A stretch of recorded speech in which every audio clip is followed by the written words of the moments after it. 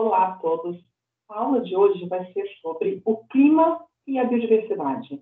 Vocês já imaginaram, ou vocês já pensaram sobre essa relação, né? E se tem uma relação direta ou indireta, que fatores que dependem, quem é que tem causa e consequência, né? Essa questão entre, quando a gente fala em termos de clima, que é uma questão global, assim como quando a gente fala de biodiversidade, que também é uma questão global, mas que a maior parte das vezes tem um efeito local. Então, a aula de hoje vai ser as questões básicas. Primeiro, o que leva, né, quando a gente pensa em clima, quais são os princípios básicos? E é por isso que a gente vai começar, então, pela atmosfera.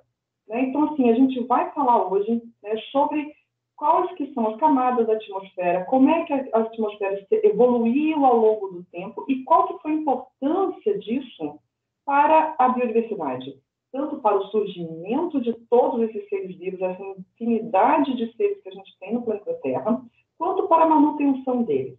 E como que isso foi ao longo do tempo. E no final da aula, dessa aula entre clima e biodiversidade, eu vou deixar para vocês um vídeo, né, com os maiores especialistas no Brasil sobre essa questão da relação do clima com a biodiversidade e quais os efeitos, né, dessa mudança climática pelo qual o nosso, né, planeta está vivendo, né, tem as consequências aí, principalmente em relação à perda de biodiversidade, os impactos, as consequências, e a gente começar a pensar em termos de como que pode ser feito algum tipo de mitigação, mas principalmente, será que todas as espécies vão conseguir se adaptar? Aquelas que vão conseguir se adaptar, será que elas vão ter, né, maiores efeitos em cima de outras? Ou é um efeito, né, na verdade, assim, é muito aquém daquilo que a gente poderia imaginar. Tá? Então, eu vou começar a falar com vocês hoje, né, bem dos princípios básicos. A gente vai falar, né, coisas bem básicas. Provavelmente vocês já viram tudo isso no ensino médio, independente da formação de vocês. Mas eu quero trazer aqui para vocês, né, essa questão da gente saber quais são essas questões mais básicas para que a gente possa, então, depois discutir, né, sobre essa relação e como que isso está acontecendo hoje no nosso planeta. Tanto em termos locais, mas principalmente para a gente ter uma visão global dessa relação. Tá bom? Então, vamos lá. Quando a gente está falando, né, dessa relação clima e biodiversidade, a gente para pensar, né, será que a gente está lidando todos os dias, né, com essa questão climática, né? Desde a hora que a gente acorda até a hora que a gente vai dormir, se a gente pode colocar um ar-condicionado, se a gente vai colocar um ventilador, se a gente vai abrir a janela, vai fechar a janela, vai colocar mais roupa, né? Vai colocar uma roupa mais leve, uma roupa, né, mais agasalho, enfim. A gente tem a sensação, né, todos os dias de como que está o quê? Na verdade, o tempo.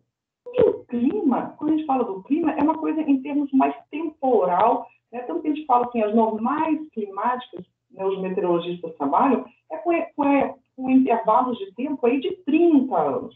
Né? Se a gente buscar nas grandes bases de dados mundiais, né, é a cada 30 anos que se fala em termos do clima, porque a gente fala em termos de tendência. Mas se a gente colocar isso numa escala mais geológica, né, qual que foi a tendência do nosso clima? E ele está diretamente relacionado com a atmosfera. Né? E quando a gente está falando sobre isso, né, qual que é a grande questão, né, da atmosfera? Eu sempre começo, né, a falar de atmosfera com essa figura do Yuri Gagarin, quando ele estava, né, quando ele foi, né, saiu no espaço, ele olhou para a Terra e exclamou: a Terra é azul. Isso foi no dia 12 de abril de 1961. E aí eu quero que vocês comecem a pensar por que será que ele fez essa exclamação e chocou. Na verdade, ele ficou tão abismado, né, do fato da Terra ser azul. E isso está relacionado diretamente com a composição da atmosfera. E o que é a atmosfera? A atmosfera é a camada de ar que envolve a Terra, o nosso planeta, e que vem do grego atmos, que é vapor, e do latim esfera, o invólucro, ou seja, essa camada, né, que envolve o nosso planeta, a crosta terrestre. E ela tem, né, a principal camada, né, que a gente vai, inclusive, falar sobre ela aqui hoje é a troposfera.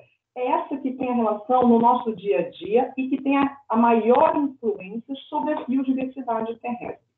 Tá? É onde acontece a maioria dos fenômenos meteorológicos, né? Quando a gente está falando disso, é de chuva, essas mudanças de temperatura, né? As grandes mudanças, as grandes massas de ar, então falando em termos do vento, né? Onde chove, quanto chove, como que chove, que época do ano que chove, e nessa camadinha aqui, que fica entre a troposfera e a estratosfera, aqui é onde fica retido os gases do efeito estufa.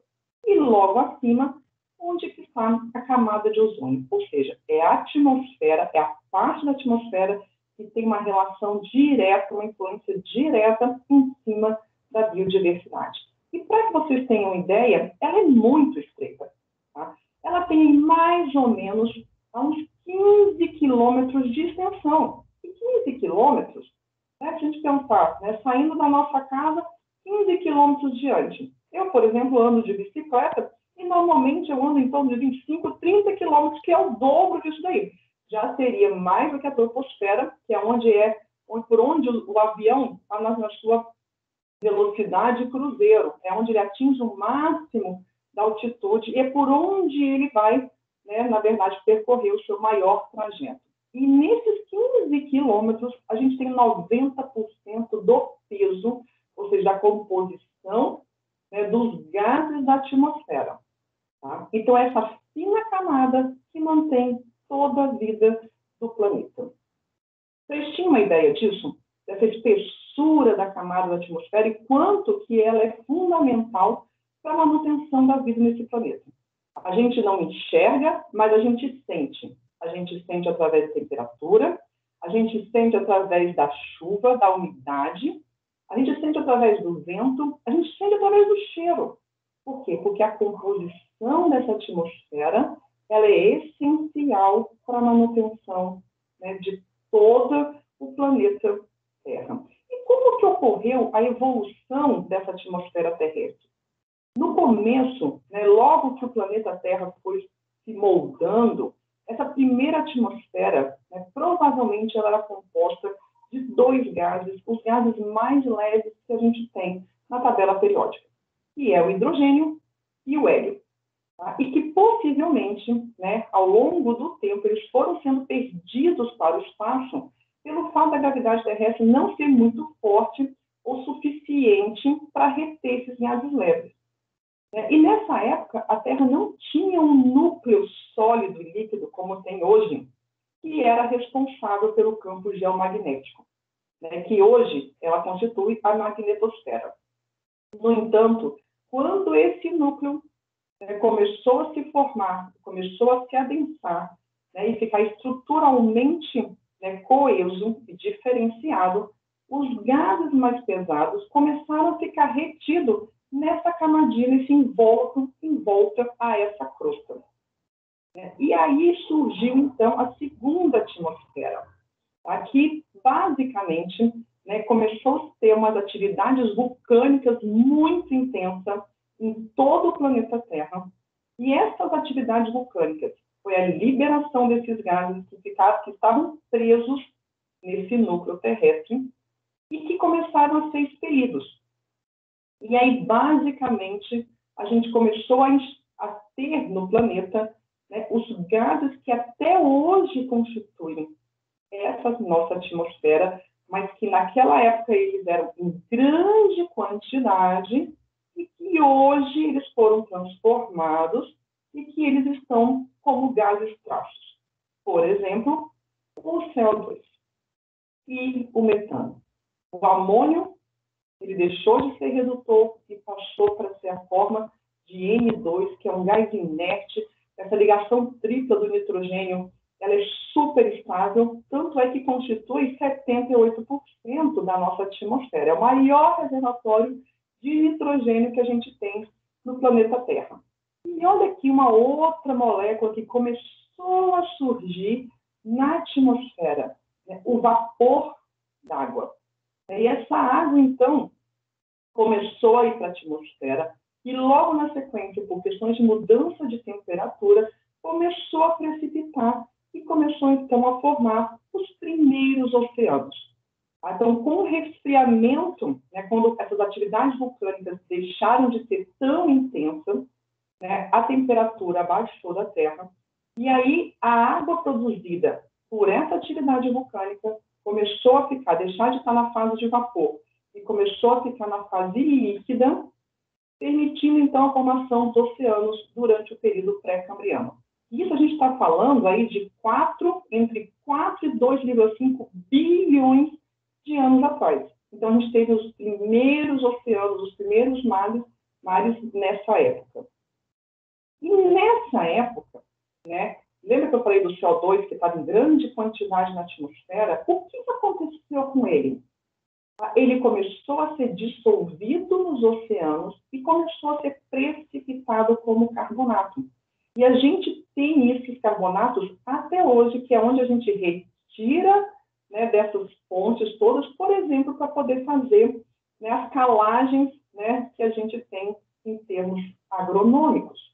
Então, esse CO2 que estava na atmosfera, que tinha mais ou menos 1000 vezes mais CO2 do que tem hoje, ele não era gás trágico, ele era um gás predominante, ele se precipitou como carbonato no fundo dos oceanos. E hoje, além desse carbonato, ele está dissolvido nos oceanos e faz parte desse processo de tamponamento do oceano. Esse processo de tamponamento do ácido carbônico, enquanto que ele volta para CO2 ou ele vira carbonato, é fundamental, tá, para o equilíbrio da quantidade de CO2 que a gente tem na atmosfera. Tá? E esse carbonato que vai estar nos oceanos, ele pode, ou nos antigos oceanos, nos antigos mares, que hoje estão na parte terrestre, que a gente consegue, né, por exemplo, ver grandes jazidas de dolomitas e de calcitas, podem estar dentro dos organismos também. Não só nos organismos marinhos, mas todo organismo, todos os vertebrados que possuem otólitos são carbonatos. São pequenos pedacinhos, né, bem minúsculos desse mineral. Né? Então, só para vocês terem ideia da importância, né, dos carbonatos no sistema terrestre. E que ele vem sofrendo, né, principalmente quando a gente fala em termos dos oceanos, né, o processo de acidificação.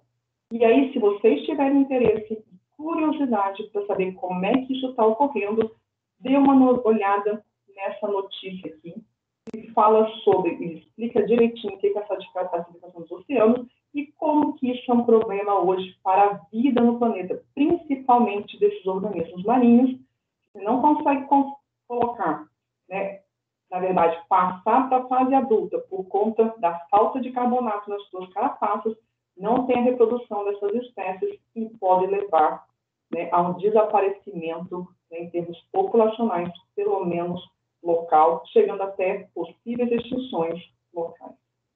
Tá? Mas então a gente está falando, né, dessa atmosfera, né, que era muito redutora, ainda muito redutora. E aí vocês vão pensar, tudo bem, a gente está falando do CO2, mas e o oxigênio? Quando que surgiu? Porque a gente está falando de água. E quando que essa água foi transformada em O2, que é um gás, né, e que é, né, o principal agente oxidante e que, né, traz o quê? Né, quando a gente está utilizando esse oxigênio, né, essa explosão de vida ocorreu no planeta Terra. A grande maioria dos seres vivos no planeta Terra hoje depende do oxigênio para sobreviver. E aí, quando que isso começou a ocorrer? E é, né, então, assim, se a gente pensar, hoje 21% da atmosfera ela é composta por oxigênio, por esse O2, por esse gás, que está tanto na atmosfera quanto está na atmosfera do solo, que a gente vai ver na próxima aula, quanto, né, ele está dissolvido nas águas dos oceanos, que é esse oxigênio que é utilizado por muitos dos organismos marinhos também. E aí, então, né, que vem, né, como eu falei aquela pergunta, né, e o Yuri Gagarin falou, nossa, a Terra, por que a Terra é azul? Então, essa terra, essa cor, representa principalmente porque as moléculas que predominam na atmosfera atual é o nitrogênio N2 e o oxigênio O2, que são extremamente eficientes em espalhar a radiação com menor comprimento de onda, que é quando é o que a gente enxerga. Que vai ser o azul e o violeta. Tá? Então, esse espalhamento seletivo promovido por essas moléculas desse invólucro vai ser responsável pela cor azul do céu. Então, é pela formação, principalmente, desses dois principais gases, né, que é o N2 e o O2, que vai dar essa coloração azul. E aí, então, né, a gente vai principalmente falar aqui sobre essa questão do oxigênio. Né? Ele cresceu aí, né, ele era um gás traço, menos de 1% na atmosfera, né, que é a segunda atmosfera, que eu estava falando em termos de evolução da atmosfera, e chegou a 21% nos últimos 600 milhões de anos. Então, se a gente for pensar em termos de evolutivo da Terra, é muito recente, para chegar aos 21%. Mas quando que ele começou a aparecer na atmosfera e ficar nessa atmosfera? Porque lembra que esse O2 é um agente oxidante fortíssimo. Então, se ele tem, né, alguns elementos, como o ferro, o alumínio e o silício, para se ligar, ele vai formar esses óxidos e vai se precipitar. Vou falar daqui a pouquinho sobre isso. Então, esse oxigênio, para sobrar e cair em excesso na atmosfera, teve que ser produzido em grandes quantidades. Quem foi o responsável por isso? Cianobactérias. Essas bactérias que formam essas contas como um colar, né, começaram a aparecer na superfície do planeta há mais ou menos 3 bilhões de anos atrás. Tá? Capazes de fazer, né, de quebrar a molécula de água e liberar oxigênio. E que processo é esse? O processo fotossintético.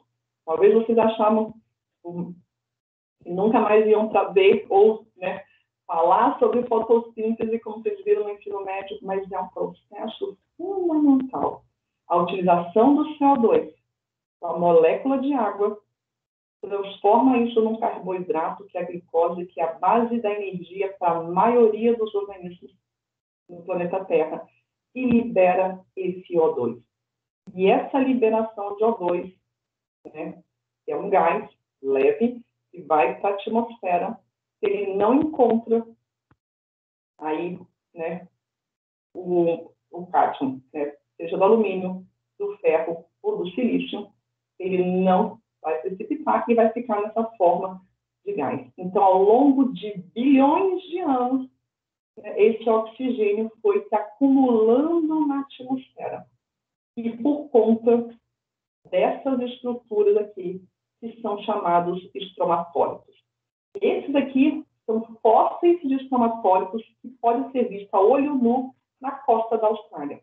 Tá? Eles tinham mais ou menos em torno aqui de 60 até 1 metro de altura, e é uma junção aqui, né, das cianobactérias junto com sedimentos em suspensão, formando essas estruturas ao longo de todos os mares e muitos oceanos, né, que eram muito rasos. E é por isso, então, que isso ia diretamente aí para a atmosfera.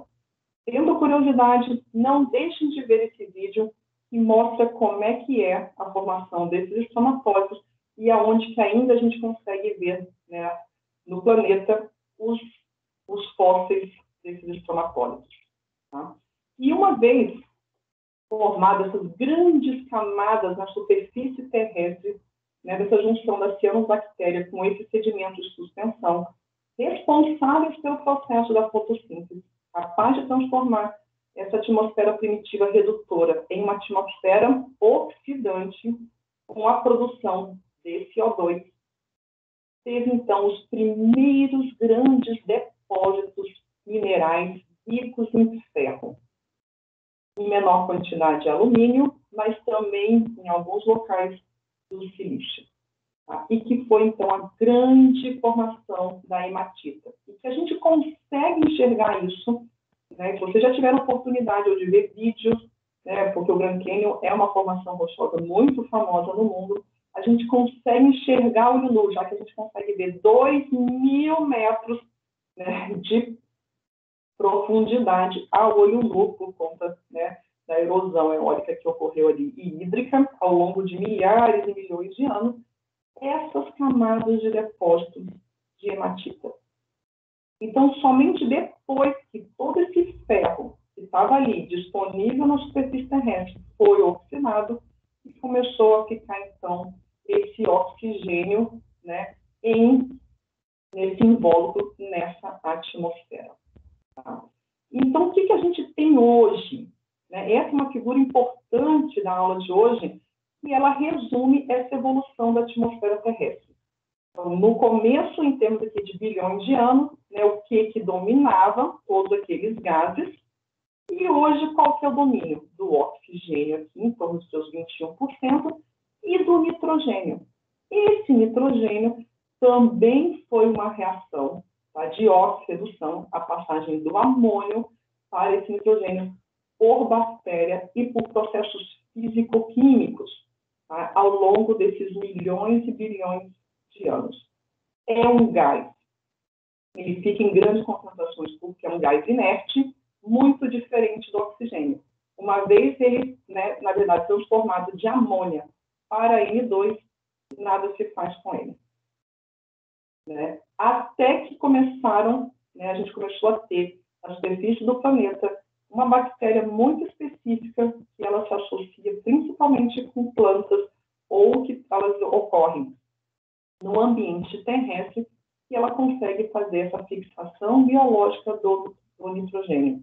Tá? Então, ela consegue converter esse N2 em amônio novamente, tá? Em locais muito específicos, né?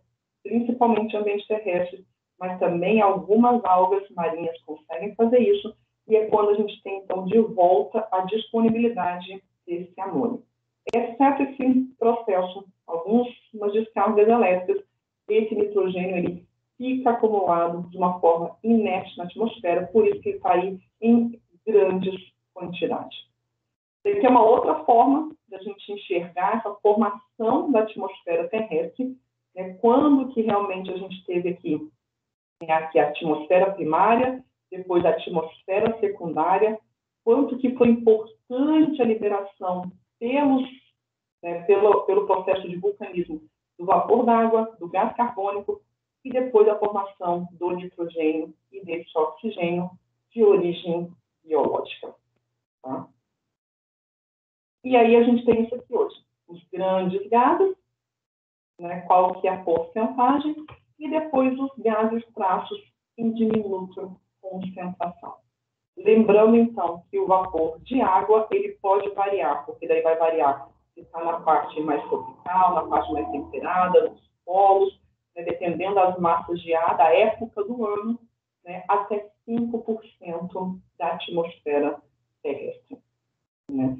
E aí, então, assim, só de novo, né, colocando aqui a importância, né, dos gases de nitrogênio, carbono, o oxigênio e a água, que são os 4 elementos fundamentais para a manutenção da vida no planeta Terra. Então, a gente tem isso aqui, essas atividades biológicas começando aí há 3,8 bilhões de anos e a grande explosão de vida, né, nos últimos 600 a 400 milhões de anos. Tá? Quando esse oxigênio já chegou nesse patamar de 21%. E aí a gente tem, então, essa relação. Hoje a gente tem, né, essas concentrações desses gases e vamos, então, falar um pouquinho de como que, né, tem essa relação da temperatura e a concentração de CO2 na atmosfera nos últimos 400 mil anos, que é quando a gente tem essa explosão de vida no planeta Terra. Tá? Então, tem uma relação direta, tá vendo? Aqui, de temperatura, que está em vermelho, com a concentração de CO2. E não é à toa, né, que quando a gente faz um zoom nisso daqui e coloca aqui, nos últimos 60, 70 anos, a gente continua tendo essa relação da temperatura com a concentração de CO2. E se a gente der um zoom um pouquinho maior, nos últimos aqui 6 anos, a gente tem essa mesma relação. E por que, então, que tem esses picos e esses vales? É a questão que é sazonal. E principalmente por conta do hemisfério norte, porque a sazonalidade lá é muito forte, então tem uma época do ano que faz muita fotossíntese, consome um pouco mais de CO2, é quando a gente enxerga esses vales, e quando libera mais CO2 do que a vegetação é capaz de reter, a gente tem esses picos. Mas, de uma forma geral, o que a gente está vendo? Um aumento constante na concentração de CO2 na atmosfera. Em 1960, tinha menos, era em torno de 300 ppm de CO2 na atmosfera, que ficou ali estável, pelo menos nos últimos aqui 10 mil anos, e agora a gente já está, em julho agora, eu tirei isso aqui no site do NOAA, se tiverem curiosidade, tem monitoramento ali 24 horas por dia, e aqui já tem durante mais ou menos uns 100 anos. Então, em julho de 2020, bateu 414,38 ppm de CO2 na atmosfera. Essa aqui é uma estação, Manauoa, uma das mais famosas no mundo, lá no Havaí. Então, se vocês tiverem curiosidade, não deixem de entrar nesse site aqui também. Tá? Então, vamos lá. Resumindo, a atmosfera terrestre evoluiu como resultado da história na vida do planeta, principalmente nos últimos 600 milhões de anos. E que hoje a gente já tem esse efeito intenso da quantidade de pessoas no planeta Terra. Nós já somos mais de 7 bilhões de pessoas e como que as nossas atividades, os impactos que a gente tem, já está refletindo na atmosfera e no clima, uma vez que a atmosfera controla o clima na Terra. E, então, por sua vez, ela acaba determinando as condições de vida. Produção de alimento, de água, a economia, todas as relações socioecológicas e a consequência final disso na saúde, não só humana, mas de todo o planeta. Então, a gente tem que lembrar que a circulação da atmosfera, esse invólucro, uma camada fina de 15 quilômetros de altura, em cima da crosta terrestre, transporta, movimenta todos esses constituintes. Quando eu falo biogeoquímicos, são esses gases, que são os gases primordiais para a manutenção da vida no planeta. Carbono, nitrogênio, oxigênio e água. Tá? E que tem essa relação direta do que precipita na superfície do planeta e do que é liberado da superfície do planeta de volta para essa atmosfera. E que resulta, então, na circulação global dos elementos. E ultrapassa as barreiras físicas, as barreiras territoriais, as barreiras geográficas e as barreiras políticas. Ou seja, a gente está falando em termos do planeta como um todo. Ninguém consegue ficar de fora disso. E aí, então, a gente vai falar agora um pouquinho de como que ocorre esse balanço. Já que a gente está falando que tem uma relação daquilo que precipita e daquilo que é liberado da crosta terrestre. E é muito dependente das relações térmicas. Por quê? Porque elas vão determinar qual a intensidade e a magnitude das reações químicas. Então, uma questão é quanto de luz, de energia solar que chega na superfície, quanto dessa energia é liberada e que fica presa na camada dos gases de efeito estufa e que dá o quê?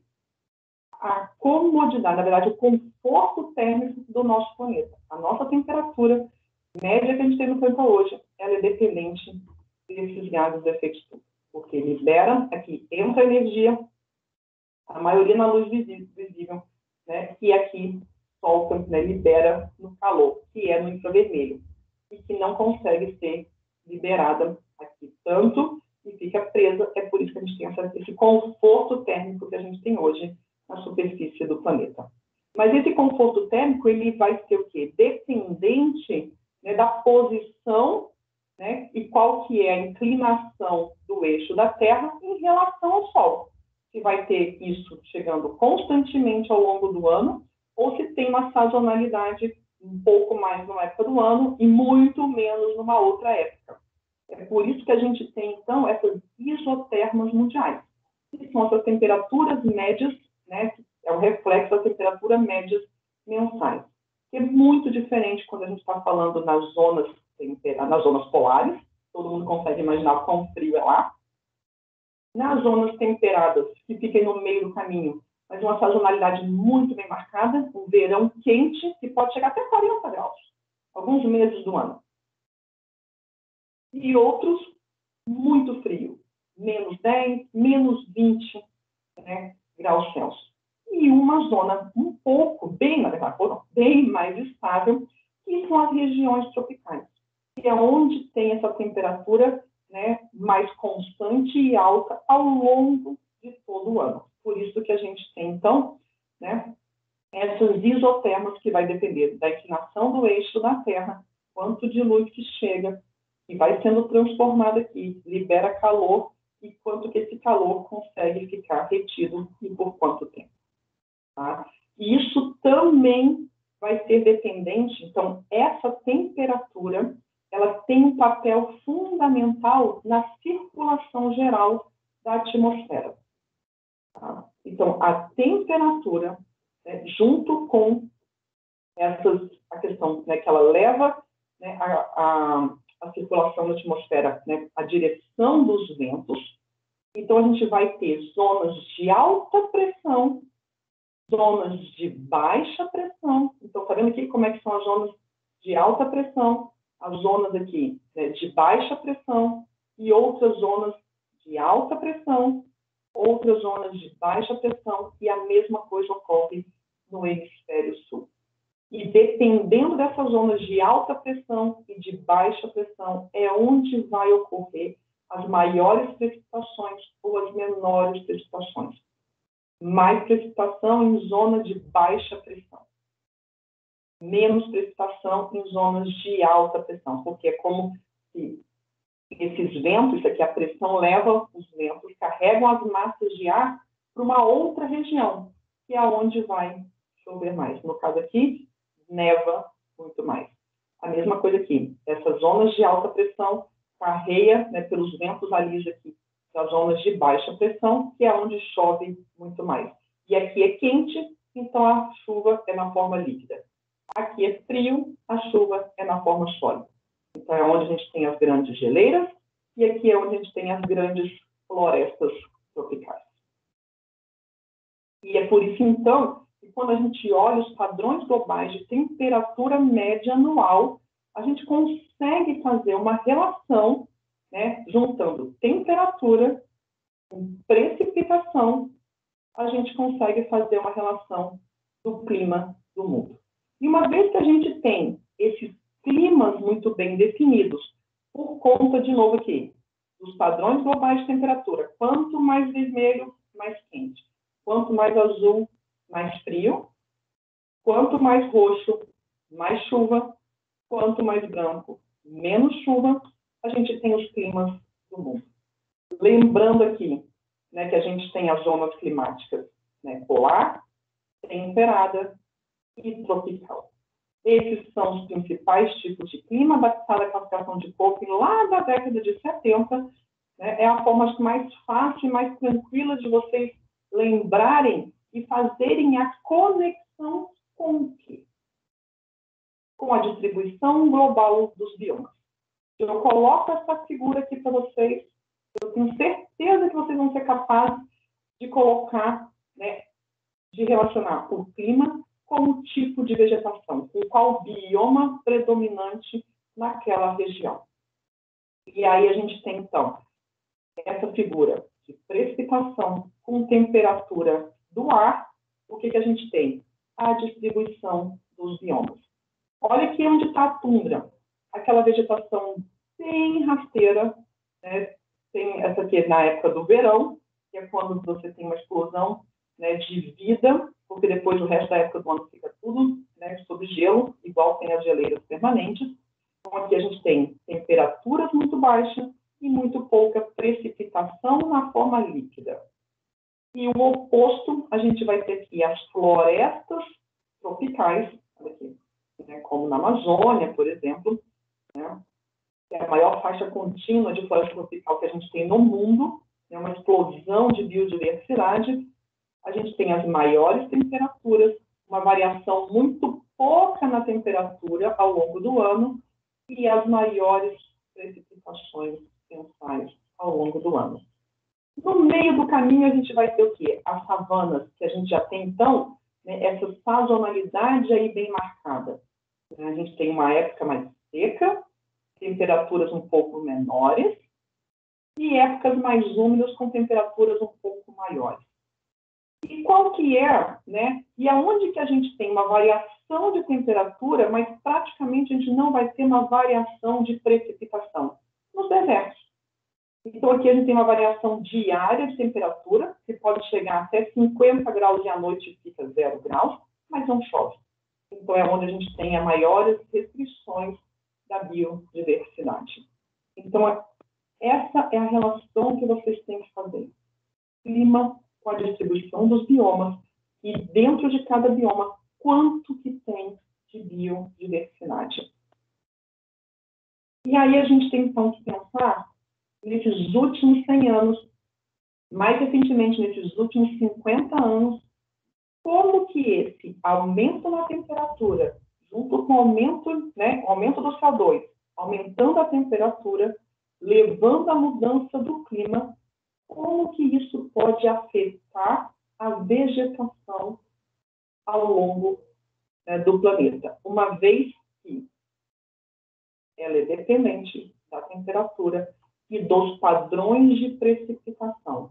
E como a temperatura ela é determinante para o clima, né, como é que vão ser essa distribuição das massas de ar, como que é a questão da evaporação dos oceanos com a precipitação e aonde vai ocorrer essa precipitação, qual a intensidade, qual a frequência, então, automaticamente ela vai ter o quê? Impacto, né, e vai ser determinante na distribuição dessa vegetação. E lembrando, então, né, que os ecossistemas, eles são fornecedores de importantes serviços, vocês vão ver numa outra aula dos serviços ecossistêmicos, né, para a população humana. Então, ter ações que a gente consiga mitigar ou reduzir essas emissões de CO2, né, que causam essa mudança climática, né, vai ser fundamental para que a gente possa ter um maior controle, né, sobre essa vulnerabilidade dos ecossistemas. E, além disso, da mudança climática, o que a gente tem hoje? Mudanças no uso da terra. Então, a gente também já está mudando, né, o que a gente tem hoje, né, mudanças nos ecossistemas, tanto naturais, quanto os ecossistemas que são adaptados, né, que são ecossistemas que a gente chama de novos ecossistemas, né, que já foram produzidos, né, pelo homem, como que isso vai, né, sendo adaptado diante dessa nova realidade. Né? Então, aqui é um mapa que mostra essa vulnerabilidade dos ecossistemas pelo mundo, tá, de acordo com o índice que foi desenvolvido pelo Observatório do Clima. Depois, entre nesse site, né, que vocês vão ter mais detalhes sobre isso. Mas eles montaram um índice de sensibilidade da vegetação. E quando a gente olha, né, aqueles que estão mais em verde, significa, isso aqui é porque tem muita parte do deserto, tá vendo? E que eles vão ser o quê? Provavelmente as áreas mais resistentes. Olha aqui, né? Se a gente for comparar, mesmo aqui na América do Sul, é um pouquinho mais resistente aqui de sensibilidade, né, às savanas do que, por exemplo, as florestas tropicais. Tá? E a mesma coisa a gente vai vendo, né, seja aqui na Euroásia, na América do Norte, na África e na Austrália. Olha aqui na Oceania, quanto que essa sensibilidade da vegetação é muito parecida aqui na faixa tropical das florestas tropicais. onde tem, né, isso já muito bem detalhado, né, muito bem trabalhado, né, por conta, né, de muitos modelos que estão sendo, né, na verdade, né, preditos aí, mas que a gente já vê isso como uma realidade. Quando a gente coloca, né, uma figura como essa em países que têm experimentos de longa duração, mostrando qual que é essa mudança que está ocorrendo em determinadas áreas relativos a determinados ecossistemas. Tá? Então, a gente vê que está espalhado aí pelo mundo. Não é um ou dois ecossistemas, provavelmente é a grande maioria deles. E aí, agora, só para a gente ir finalizando essa aula, né, a gente está falando sempre dos padrões globais, vamos falar um pouquinho aqui do Brasil. Então, quando a gente fala em termos dos biomas no mundo, a gente consegue, é muito fácil, vocês todos viram isso, né, no ensino médio, quais são esses principais biomas do mundo. Mas também a gente tem que lembrar de como que é a classificação dos biomas no Brasil. E a gente, por isso, com essas diferenças de massas de ar que atuam no Brasil, que trazem o quê? Climas diferenciados para o Brasil, nós temos distribuições da biodiversidade também muito diferenciadas no Brasil, o que confere ao Brasil um dos países mais biodiversos do mundo. Então, nós temos 6 grandes biomas, né, todos vocês conhecem, e se a gente começar a falar aqui, né, eu nem preciso, mas assim, né, quando fala de Amazônia, o que isso te remete? Se eu falo do Cerrado, o que vocês já conseguem imaginar? Todo mundo consegue trazer uma fotografia muito nítida de cada um desses biomas. A Caatinga, a mesma coisa, a Mata Atlântica também, o Pantanal e os Pampas. Então, todos eles têm características muito bem definidas. A gente consegue fazer um retrato fotográfico e, junto com esse retrato fotográfico, a gente consegue já fazer a relação da biodiversidade, tanto vegetal quanto animal. E a gente não pode esquecer, e a gente vai ver na próxima aula, né, qual que também é a biodiversidade dentro do solo, que está dentro da camadinha bem superficial do solo, que confere aí 25% dessa biodiversidade toda que a gente está falando, e que ela também, tá, ela é impactada e ela sofre diretamente a influência do clima. E esse impacto, então, da mudança do clima na biodiversidade e nos ecossistemas já são sentidos em alguns dos nossos ecossistemas, mas qual seriam, então, os principais impactos esperados? Para a Amazônia, aumentando a temperatura, diminuindo a pluviosidade, então pode ter uma substituição aí a longo prazo das principais fisiologias. Não em toda a Amazônia, mas em locais mais específicos, principalmente nessa zona de transição, que é onde hoje a gente já tem a maior parte desse bioma convertido em outros tipos de uso da terra. Então, com isso, a gente pode esperar que vai ter uma perda de biodiversidade relativa, principalmente a essa parte aqui, desse grande, né, maciço de floresta. No Cerrado, né, a tendência, né, os modelos, né, eles têm mostrado que vai aumentar a temperatura média e vai reduzir a pluviosidade média. Ou seja, a gente pode, então, ter, né, maiores... Então, o que vai acontecer? Leva ao quê? A umas secas maiores, pelo menos, né, no longo prazo. Então, vai acentuar as características de savanas mais secas. Caatinga, mesma coisa, e lá já não tem precipitação, se reduzir isso ainda mais, então, né, tem um processo, né, ainda mais acentuado de desertificação. Pantanal. Estão sabendo que todos tendem aqui no Brasil a aumentar a temperatura e reduzir pluviosidade. Então, aumento de formações abertas, reduz cortes de árvores, aumento de gramíneas, a gente tem o quê? Né? Uma vulnerabilidade ainda maior para esse ecossistema. Mata Atlântica, a mesma coisa. Aumento de temperatura, redução de pluviosidade. Áreas mais abertas, destruibilidade maior, né? E aí a gente tem, então, também consequências específicas para esse bioma. Né? O Pampa, né, parece que não vai ter tanta mudança de temperatura e, por outro lado, vai aumentar a pluviosidade. Então, a gente vai ter aqui um efeito inverso dos Pampas.